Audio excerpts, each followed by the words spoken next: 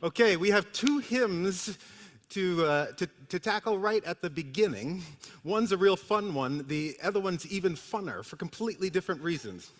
The first one is called Where Do We Come From? Would you say that with me? Where do we come from? What are we? Where are we going? It's a good question, right? Yeah, well, okay, all right.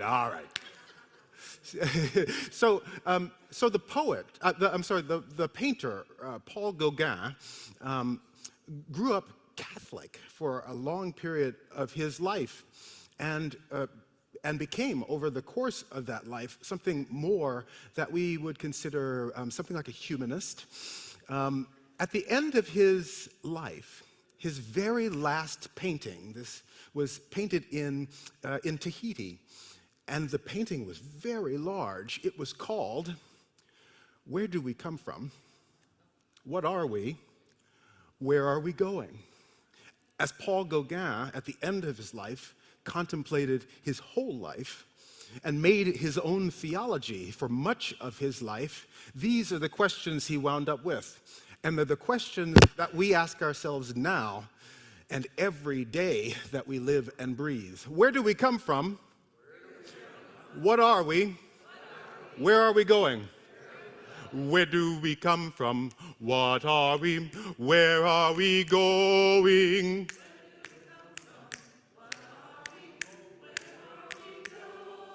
Where do we come from?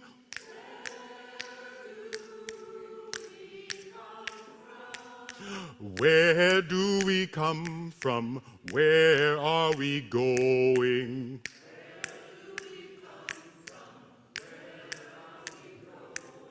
Where do we come from? What are we? Where are we going? Where do we come from? What are we?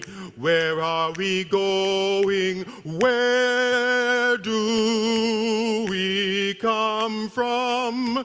Where do we come from? Where do we come from? Where are we going? Where do we come from?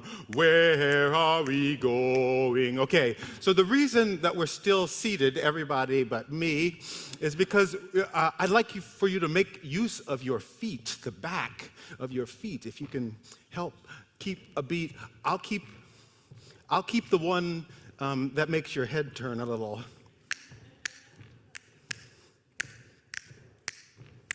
You may try it if you like. It's fun, but it's a doozy.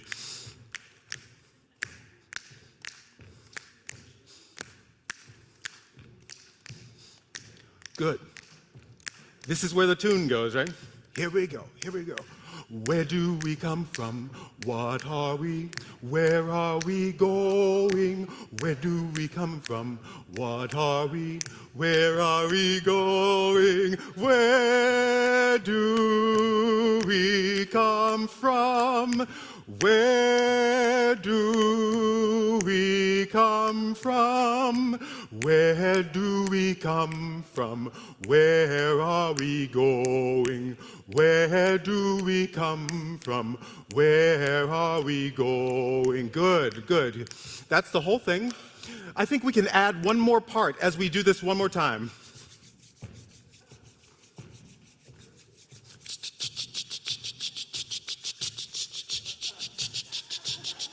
Right? That's how you make it louder. Okay, I'll keep that doozy again.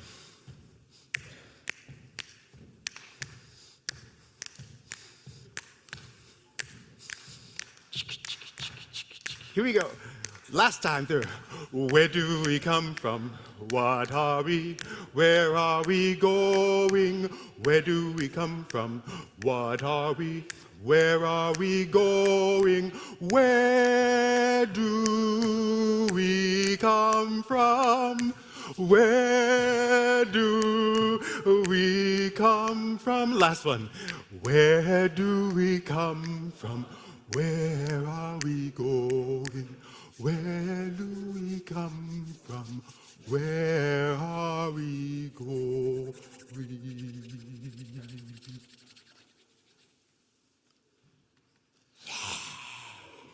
Okay, we're rising for the next one. The next hymn is 298, Wake Now My Senses and Hear the Earth Call. Wake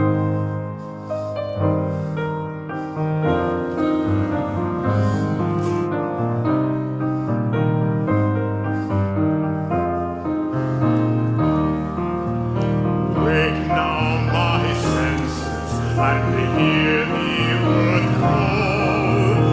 Feel the deep power of being in all. Keep with the web of creation your vow. Giving, receiving, as love shows us how. Wake now my reason. Reach out to the new. Join with each pilgrim who quests for the true. Honor the beauty and wisdom of time. Suffer thy limit and praise the sublime. Wake now compassion, give heed to the cry. Voices of suffering fill the wide sky. Take as your neighbor, both stranger and friend. Praying and striving their hardship to end. Oh, they're 4 and 5. Yes, yes? Wake now my conscience, with justice thy guide. Join with all people whose rights are denied. Take not for granted a privileged place. God's love embraces the whole human race. Wake now my vision of ministry clear. Brighten my pathway with radiance here. Mingle my calling with all who will share. Work toward a planet transformed by our care.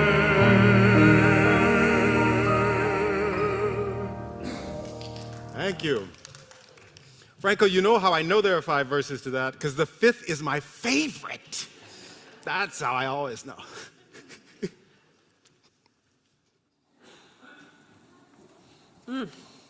Good morning. Good morning and welcome to this community of beauty and connection where people have been coming for generations for nourishment, care, and inspiration. Welcome to you all, both online and in person. My name is Lori Stevens and I am the ministerial intern here at First Universalist Church. It is a joy to be leading worship this morning with Dr. Glenn Thomas Rideout, Franco Holder, and Reverend Karen Hutt. Welcome back. Unitarian means we are one. Universalist means all are connected. Each one of us is welcome and wanted, whole and worthy just the way we are. And all of us have room to grow. Here at this church, we believe in the spirit of love and hope. We trust in the cycles of giving, receiving, and growing together. And we act with humility, courage, and compassion to create a more just and equitable world.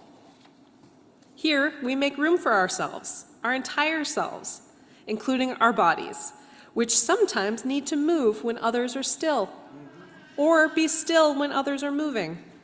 Our bodies are different, and we trust you to know and take care of your needs this morning in this space. This is a big space, and all are free to use it, to move around, to come and go, to let yourself and your young ones roam. Children are welcome here. All their sounds and movements are part of this holy time together. If you are new to First Universalist, special welcome to you. Please introduce yourself to us after the service. Sign up for our newsletter to find out more about other ways to get connected. From this space of connection, we remember that we are transient beings on this earth, and that this place in particular was inhabited for thousands of years and is inhabited still by members of the native nations of this land. And we commit ourselves to learning the larger stories of all the people and beings of this land, to truth-telling and to repair. Now, let's welcome ourselves and each other to this space, taking a moment to breathe together on purpose, to feel our bodies, how they touch the earth beneath us, to look around in wonder at this moment, this morning, together, and to connect with our eyes and our smiles with each other. I invite you to take a moment and look around and give each other some nice happy morning grins. Good morning. I will invite Dr. Glenn Thomas Rideout up to light our chalice, and I invite you to join me in saying our chalice lighting words. Love is the spirit of this church, and service is its law. This is our great covenant, to dwell together in peace, to speak the truth with love, and to help one another.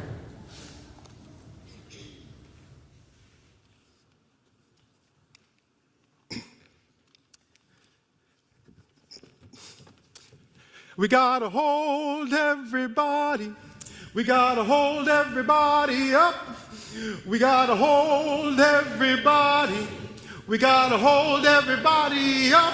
Next one is we gotta hold everybody. We gotta hold everybody up. Your turn. We gotta hold everybody. We gotta hold everybody up. So the first one is we gotta hold everybody. We gotta hold everybody up. We gotta hold everybody. We gotta hold everybody up. Your turn.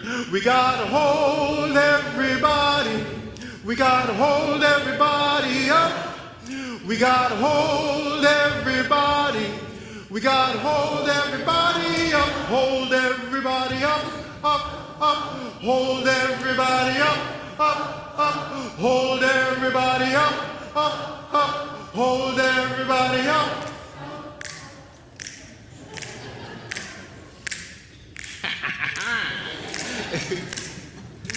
We gotta hold everybody. We gotta hold everybody up. We gotta hold everybody. We gotta hold everybody up. Hold everybody up. Up, up. Hold everybody up. Up, up. Hold everybody up. Up, up. Hold everybody up. We gotta hold everybody. We gotta hold everybody up. We gotta hold everybody. We gotta hold everybody up. Hold everybody up. Up, up. Hold everybody up. Up, up. Hold everybody up. Up, up. Hold everybody up. Last time. We gotta hold everybody. We gotta hold everybody. Yep. We gotta hold everybody. We gotta hold everybody up. Hold everybody up. Up, up. Hold everybody up. Up, up. Hold everybody up. Up, up. Hold everybody up.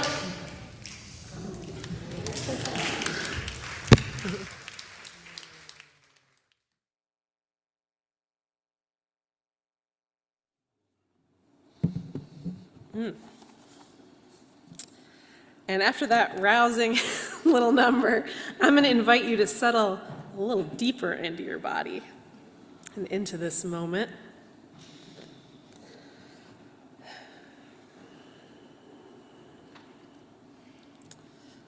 So that we can all find a stillness.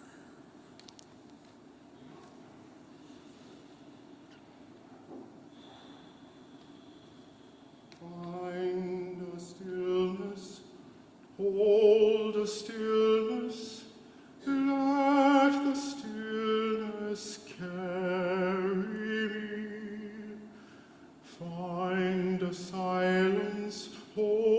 the silence, let the silence carry me.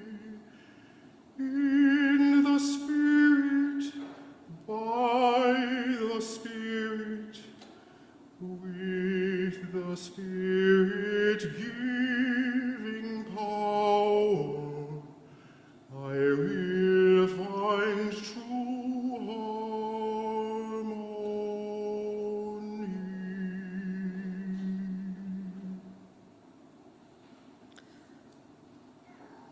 Focus your attention on the parts of your body which are closest to the earth.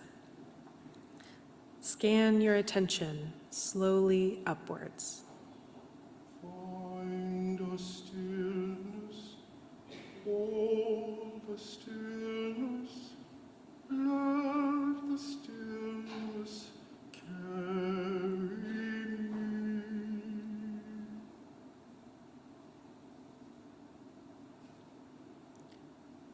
Focus your attention in the center of the body, where air becomes breath, where what is not you becomes you, where the line between blurs, in a flow without ceasing. Scan your attention slowly upwards. Find the essence, hold the essence, let the essence carry me.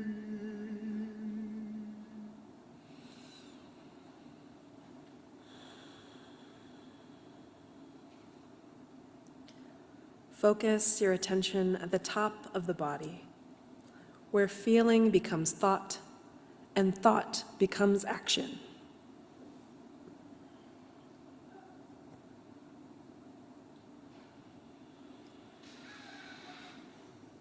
In the Spirit, by the Spirit, with the Spirit giving power.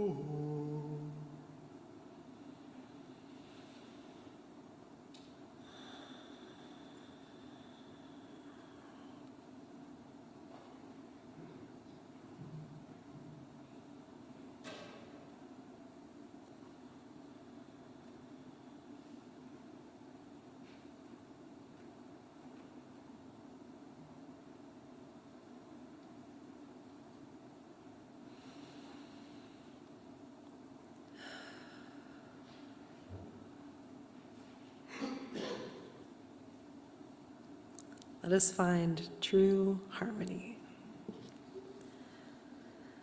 Now that we are present in our bodies and in this moment, let us hold our attention in loving openness to embrace the joys and sorrows of our community and the world. We celebrate with Sherry and Michael Merriam. Today is their 30th anniversary of the day they met and began courting.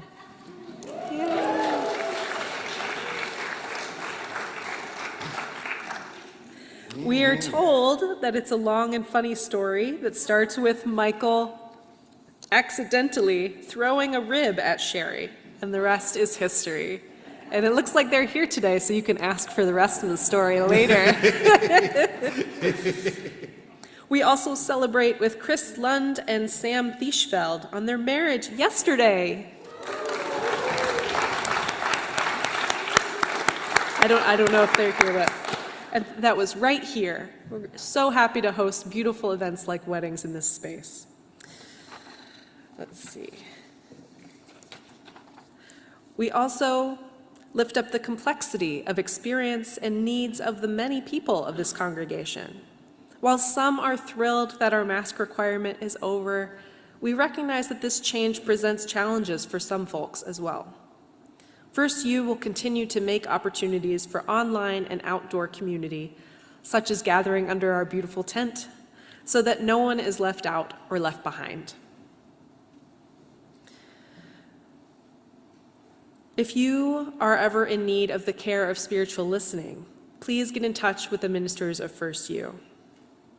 I invite you now, all those gathered, both online and in person, to speak into the space or the chat, either your name or the name of loved ones who could be held in the care of community.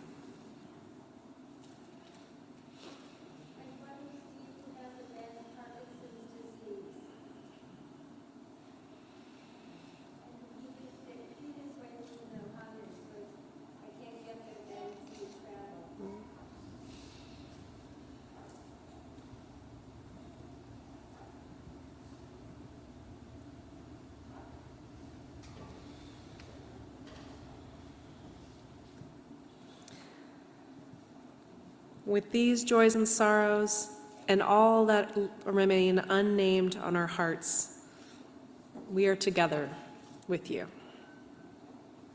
And together we hope and work that the grip of addiction be loosened, that the chains of oppression be broken, that grief might be shared, that joy might break through, and that love might make every suffering bearable for us all.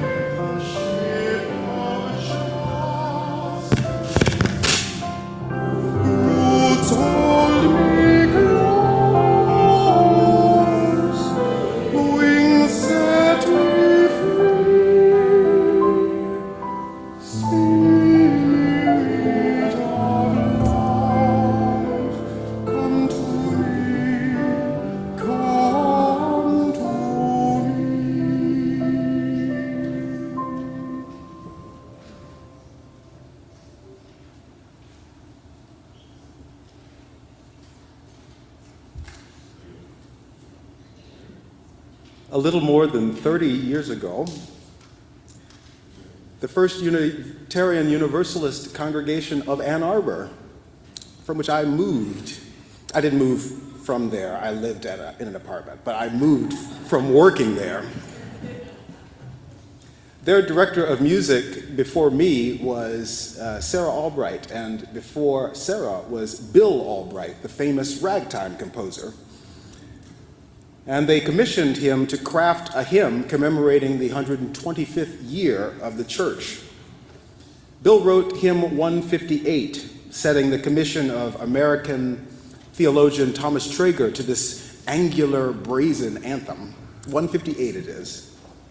It goes, praise the source of faith and learning that has sparked and stoked the mind, with a passion for discerning how the world has been designed. And the text urges on, may our learning curb the error which unthinking faith can breed, lest we justify some terror with an antiquated creed. May our learning curb the error of which unthinking faith can breed, lest we justify some terror with an antiquated creed. My friends, in Unitarian Universalism, we inhabit a faith tradition which calls us to derive wisdom from our desire to know more, to see more, to be more. And so we celebrate the lifelong learning that challenges us to be open-minded, open-hearted, open-spirited, to change our perspectives with new wisdom, to give new language to the songs of our faith. And in doing so, we change lives. We offer each other the opportunity to embrace the courageous act of singing with language that embraces us in return. We teach our children the deep freedom that thrives in a community that favors discovery over dogma, learning over lip service, the maturation of wonder over the deferment of dreams. We teach ourselves that unlike so many parts of Hennepin Avenue and Nicollet, the road to progress is not closed for construction. That our songs are precious but not yet perfect, that the work for freedom and justice is rich with possibilities, and that on, the circle's moving. I invite you to the hymn, 158, Praise the Source of Faith and Learning. Would you rise? Let's sing.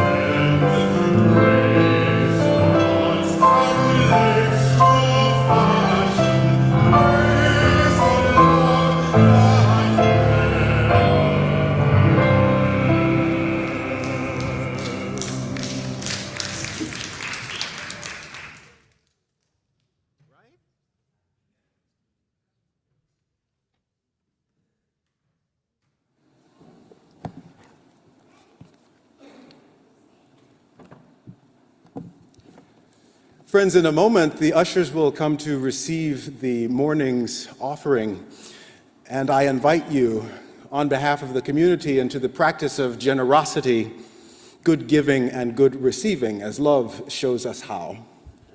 It is not enough to give alone.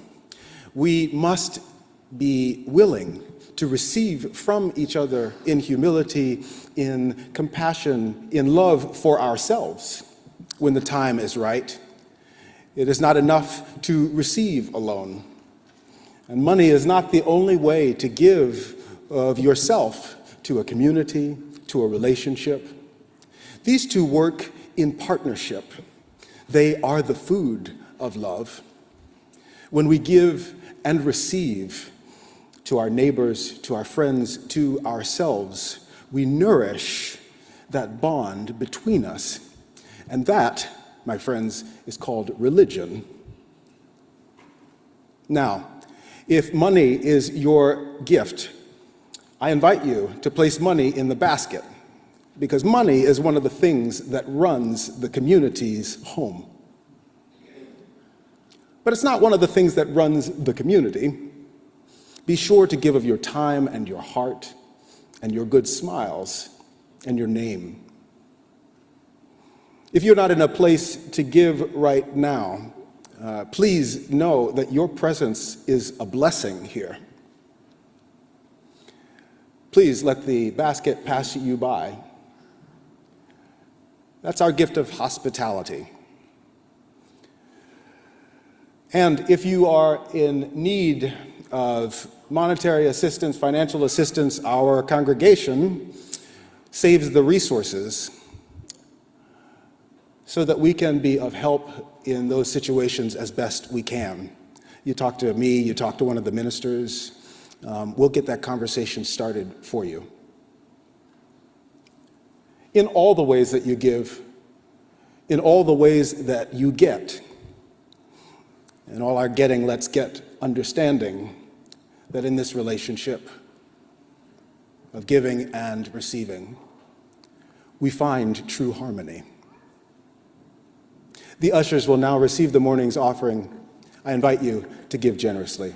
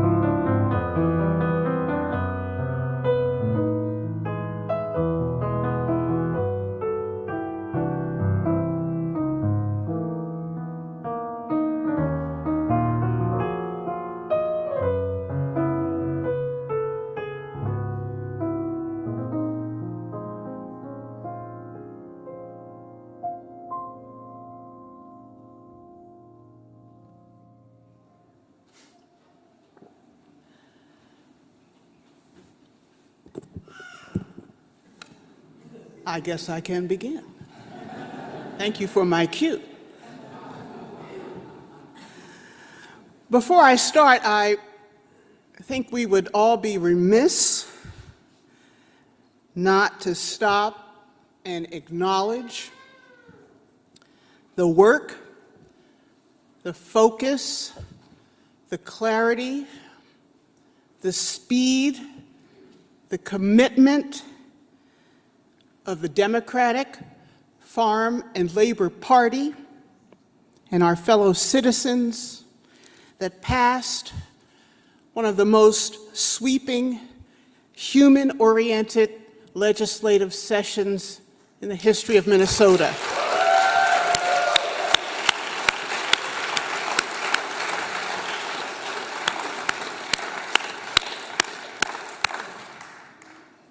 I am proud, after living here now for 8 years, to call myself a Minnesotan.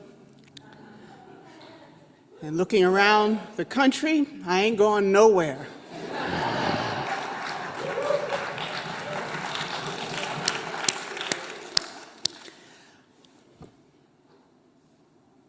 I don't know about you, but some mornings I get up, get my coffee, and turn on the news and keep it kind of low. Or I look at the headlines intentionally with one eye a little bit closed. Or when I see my phone, I do so carefully as if it is a bomb about to explode in my hand. I don't know about you, but what used to be extraordinary has become ordinary. What used to be unthinkable is the everyday.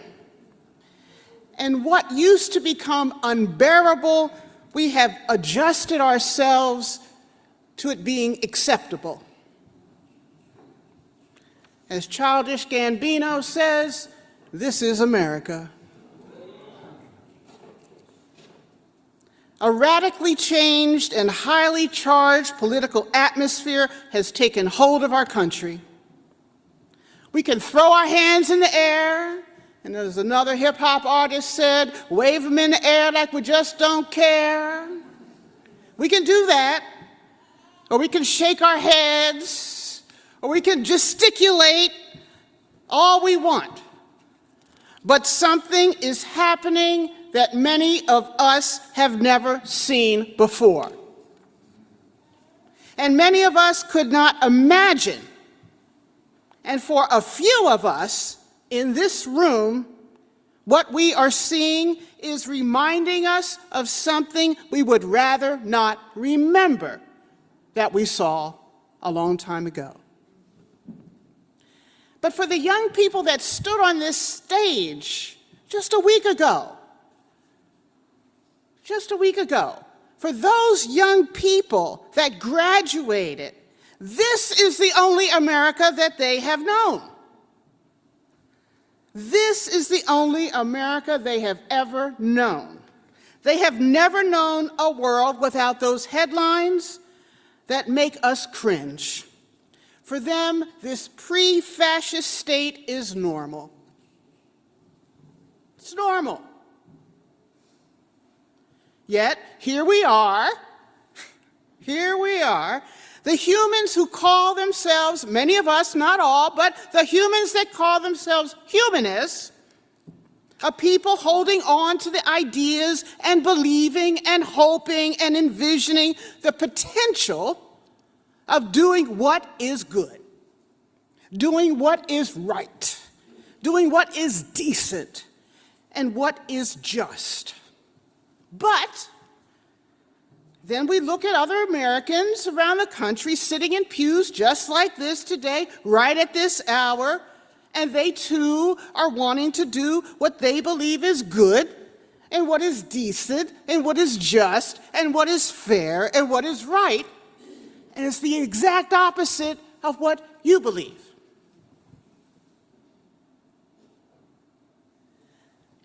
The notion that Americans can harmoniously and productively coexist has come to seem more like a quaint fiction than an actual reality. The idea that Americans can have civil conversations with members of different political parties and orientations appear to be from a Jimmy Stewart or Tom Hanks film script. The evidence that the majority of Americans, if given a chance, would fight to preserve the common good for all over the comfort of a few, the evidence for that is slim. Show me the evidence. Yet, these are the aspirations of humanism. These are our aspirations. No matter what flavor of humanists we are, humanism is a philosophy. We are a people without supernaturalism.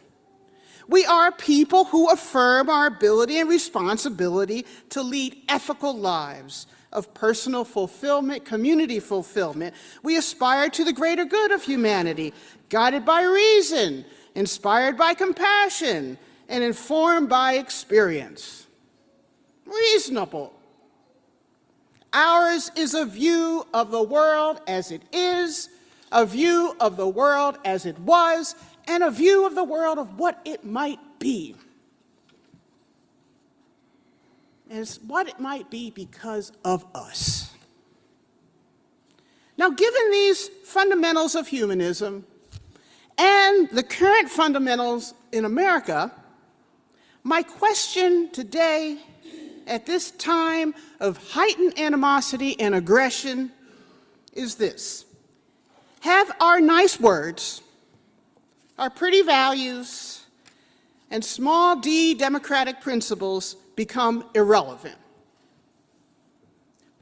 Are they merely utopian fantasies? Or are they now more urgent and necessary than ever before?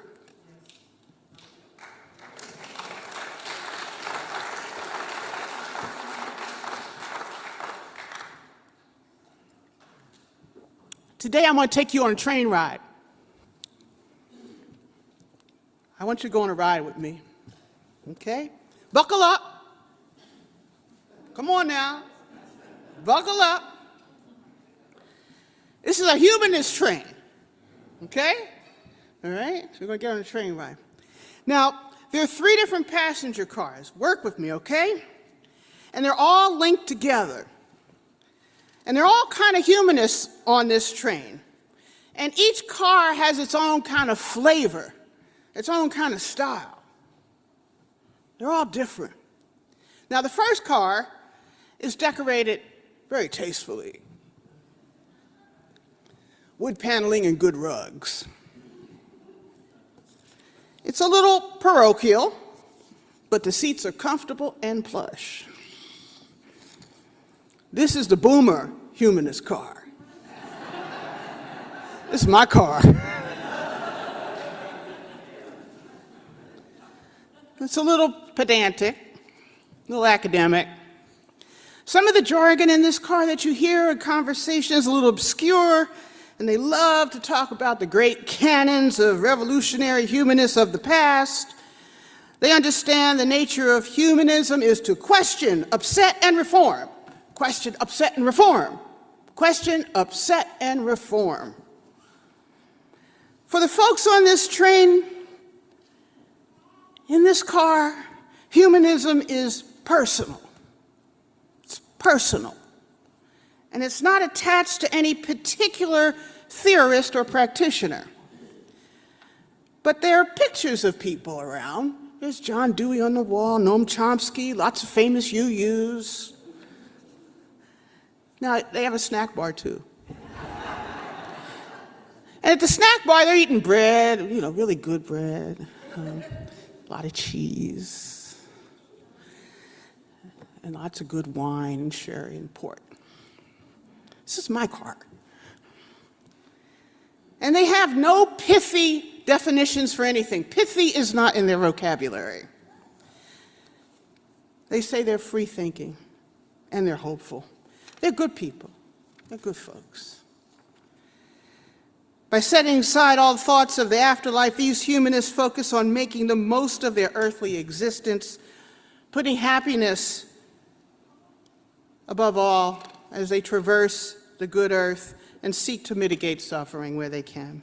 In this train car, you can hear them reading. Sometimes you can hear them reciting the 19th century American freethinker Robert Ingersoll. His poem, "Happiness is the only good. The time to be happy is now. The place to be happy is here. The way to be happy is to make others so." You look into the faces of these folks in this car, and you can see in their eyes that they see a world that is yet to come. The second car in this train is designed a little different. Lots of bright colors, some hip hop music playing.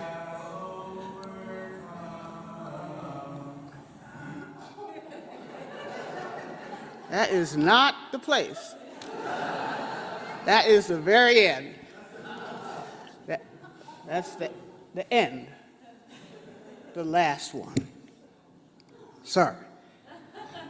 Forget you saw that. I'm gonna go back. Where are we now? We're in what car? All right, very good, paid attention, love it, love it. We're in the second car, lots of pretty bright colors, hip hop music playing, and lots of dreadlocks, okay? There are pictures of Lorraine Hansberry, the 1990s humanist rapper, KRS-One. If you haven't heard of him, go home and look him up. 1990s humanist rapper, KRS-One. There's Norm Allen pictures and Zeta Smith and posters from organizations like Black Non-Believers and Latinx Humanists and biracial Jewish Reconstructionist Buddhists. It's louder than the other car, and the furniture is different. The snack bar has ramen and kombucha and kale chips. They're rooted in the humanism of the landscapes they occupy in the communities of color. They are bravely standing up in black spaces asking, why does prayer have to start meetings all the time? They are deconstructing white supremacy's hold on black people with Christianity and oppression. They are reason-centered, scientific-focused, and rooted in the here and now. This is the Gen X millennial BIPOC humanist train car. They also see themselves through a lens of independence, social entrepreneurialism, and community nation building. That's their call. Most of these humanists grew up without religion, so they've created rituals of belonging to celebrate their humanism, which is not solely defined by the word. Their conferences stress the relationship between the historical context of their conditions in America with the quest for human dignity. They are also making international connections with the 220 or so African, Latinx, and Asian human organizations across the globe. You look into the eyes of these folks, and you see in their faces that they see a world that has not yet come. Now, there's a third car here on this train. And you look in this car, you see that they're getting ready to do something. It looks like they're practicing for a demo or they're playing Twister. You can't tell which is which. You can't tell. This is the Gen Z humanist train car. They have pictures of Greta Thunberg and the Tennessee Justins on the wall, and Bernie Sanders and Maxwell Frost and Senator Nina Turner from Ohio on the wall. Having been born into anti-human policies and school shootings every week, they are seeking humanity in our culture that they have never, ever seen. Their humanism stems from creating social change through high volumes of advocacy, pointing out the obvious lack of kindness, decency, and humanity in a world that they have never seen anybody lift a finger to really make major change. For these young humanists, they may not even call themselves humanists, but they are the generation that will lead with similar tactics and philosophies that are more similar to the greatest generation when they translate theory into action.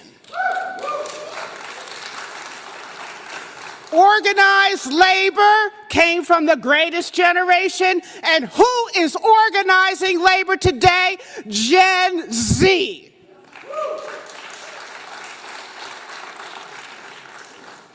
In this train car, they sit on the floor sometimes, drink smoothies in their personal blenders, take time to take care of their mental health, understand work-life balance, aren't obsessed with materialism,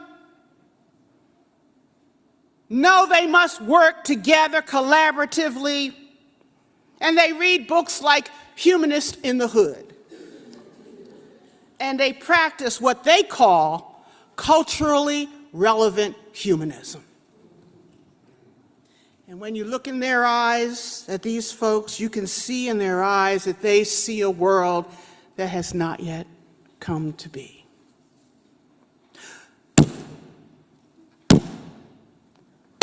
Suddenly, the train derails because a truck,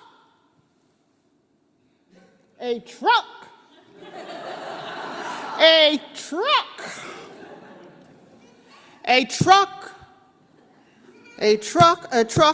has crossed the track. And this truck is not unlike the truck that crashed into the White House last week with swastikas inside of it and swastikas on the outside. Rammed through the White House 2, 3, 4 times. That happened last week. A truck, imagine, derailed this humanist train.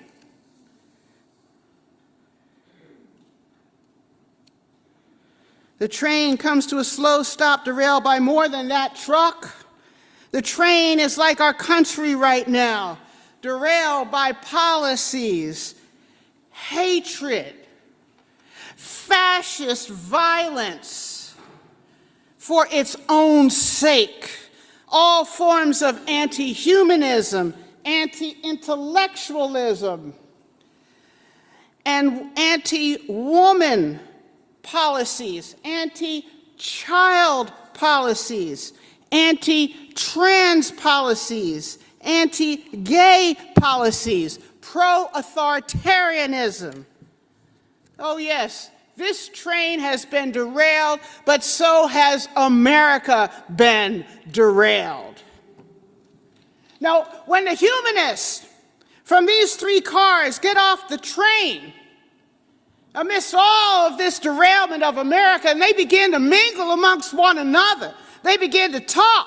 They're like, oh, what was that music? The boomer train says, what was that music you Gen Xers and millennials were playing? That was hip hop music, but it had an old Joni Mitchell song underneath it. What was that? Then the Gen X sees the Gen Z humanist in the hood. They said, can I take a picture of that? I want to order that. And then the Gen Z asked the boomer who had a button about something about Vietnam. He says, were you there? What was that like? And then the conversations become curiouser and engaging, authentic, and nonstop. They can't stop talking to one another. There are bells going off in people's heads and connective tissues being woven between ideas. You can hear people saying, oh, okay, I get it, yeah, right. Oh, okay, yeah, Howard Zinn, that was your professor when you were at BU? Yeah, okay, I read the People's History when I was in 7th grade. Man, I never forgot that. Yeah, oh, I never considered that. Really? Well, we should think about maybe working together on that. Okay, then come the high fives. And then you look at all of these faces, all of these different kind of humanist faces, and you can see in their eyes that they all see the world that has not yet come to be. They realize that the power that they have together to confront these issues, to confront these horrors, to confront this fascist, horrible, racist crap that we have to fight. They believe that they can imagine a world with the skills that they have, with the potential they have to collaborate. They realize that the movement they can build together can change this country with the aspirations of humanism, with the power of a multi-generational, multiracial movement that they have not yet seen.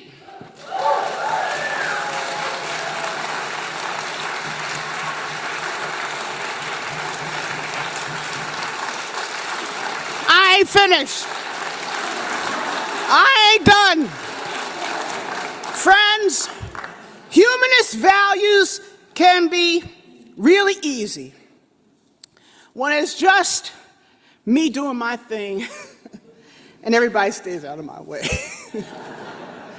We're all pretty good humanists until another human being enters the room, right? We know that line, right?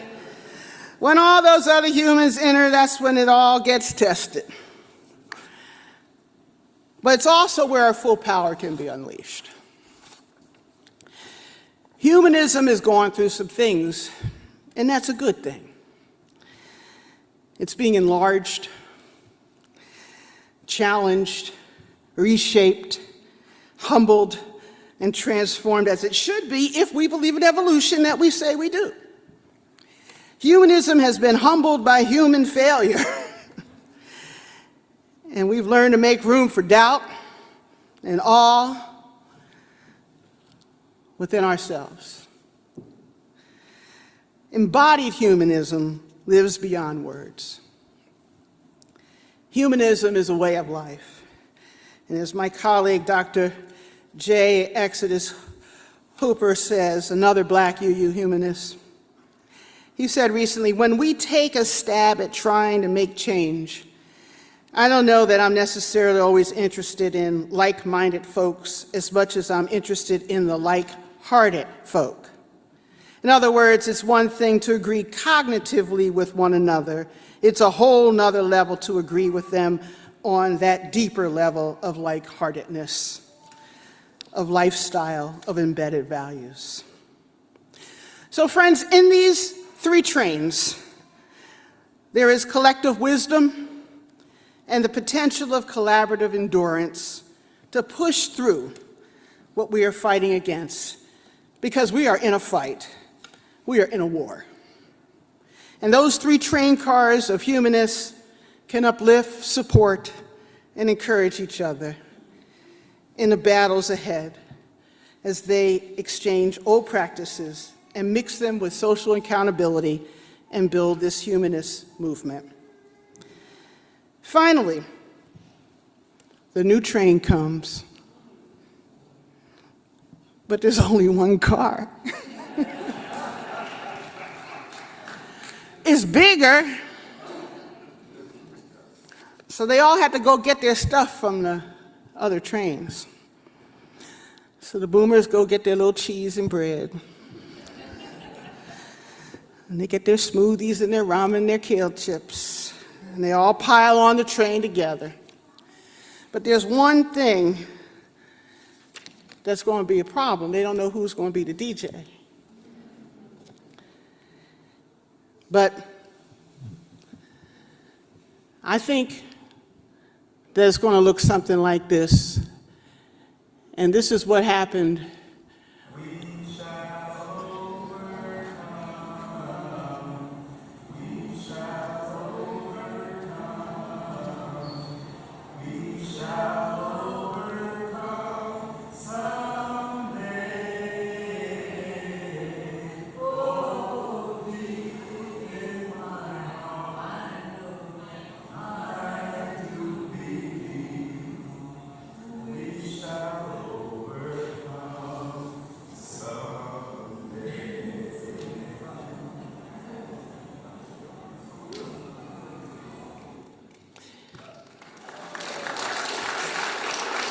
If you don't know, that 38 seconds TikTok was the inspiration for this sermon today.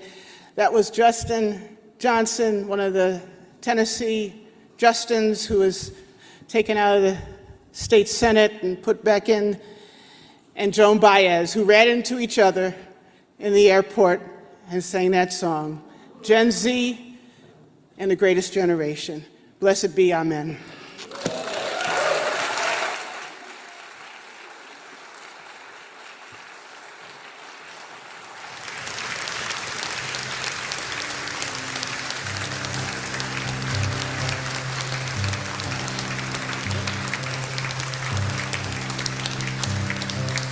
We are going, heaven knows where we are going, but we know we will, and we will get there, and we will get there,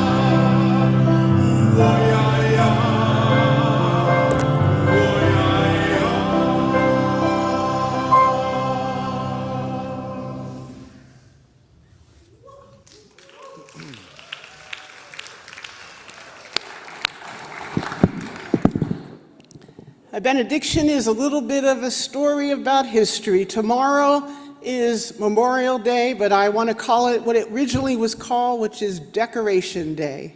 Some of you know, how many of you know what Decoration Day is? Raise your hand. Just a few of you, but gosh, I'm so proud of you. I want to remind you that tomorrow is a day that is one of the greatest stories in its original form of the inherent worth and dignity of everyone. Very simply, you can look it up later. Go to the New York Times archive, go to the Harvard archive, you'll find the story. May 1st, 1865, the Civil War is over. Charleston, South Carolina, Confederate soldiers dying in a racetrack in Charleston. They are all basically diseased and beaten down and hastily, many of them buried by other Confederate soldiers who are on the run. The planters are gone. Everyone is gone. It's just the black people that are left. They are now newly freed. The Union soldiers come into town. The 1st Regiment is a black regiment. The black regiment sees how hastily these graves, this mass grave has been, and they were disgusted by it. They dug up all the Confederate soldiers and reburied them in a row, dignified, honored, and said that we will not let even a soldier that we were fighting against be buried in such a horrible manner. Black Union soldiers, now just freed for their service in the Union, buried Confederate dead, dug them up and reburied them properly, and then all the children in the town gathered flowers and came and decorated the graves. And then everyone, all of the black folks in town had sermons, and some of the white folks gave sermons, and they sang patriotic songs that day. That is the first Memorial Day. Please remember that and share that story with others. And most of all, as a benediction, ask yourself why you didn't know that story. Blessed be. Let's sing one more time. Until we meet again. Where you go, I will go. Where you go,